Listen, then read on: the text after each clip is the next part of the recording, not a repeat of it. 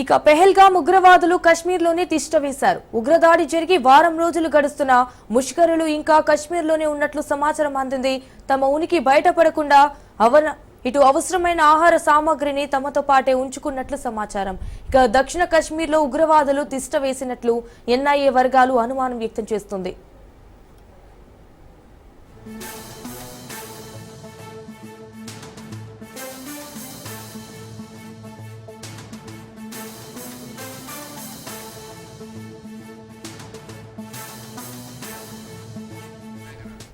ఇక పెహల్గాం ఉగ్రవాదులు కశ్మీర్లోనే తిష్ట వేశారు. ఉగ్రదాడి జరిగి వారం రోజులు గడుస్తున్నా ముష్కరులు ఇంకా కశ్మీర్లోనే ఉన్నట్లు సమాచారం అందింది.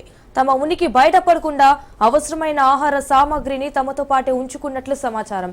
ఇక దక్షిణ కశ్మీర్లో ఉగ్రవాదులు తిష్ట వేసినట్లు ఎన్ఐఏ వర్గాలు అనుమానం వ్యక్తం చేస్తుంది.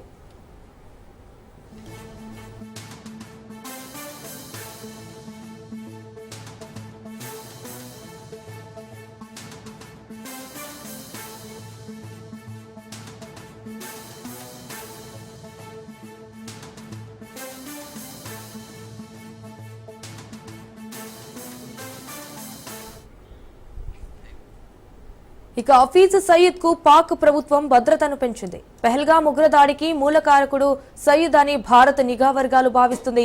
సయీద్ భద్రతను 4 రెట్లు పెంచడంతో భారత్ అనుమానాలు బలపడుతున్నాయి. ఇక సయీద్ నివాసానికి 4 కిలోమీటర్ల పరిధిలో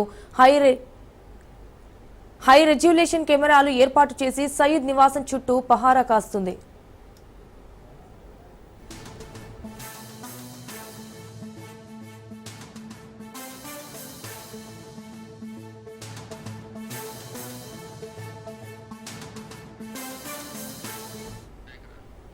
ఇక హఫీజ్ సయీద్ కు పాక్ ప్రభుత్వం భద్రతను పెంచింది. పెహల్గాం ఉగ్రదాడికి మూలకారకుడు సయీద్ అని భారత్ నిఘా వర్గాలు భావిస్తుంది. ఇక సయీద్ భద్రతను 4 రెట్లు పెంచడంతో భారత్ అనుమానాలు బలపడుతున్నాయి. ఇక సయీద్ నివాసానికి 4 కిలోమీటర్ల పరిధిలో హై రెజల్యూషన్ కెమెరాలు ఏర్పాటు చేసి సయీద్ నివాసం చుట్టూ పహారా కాస్తుంది.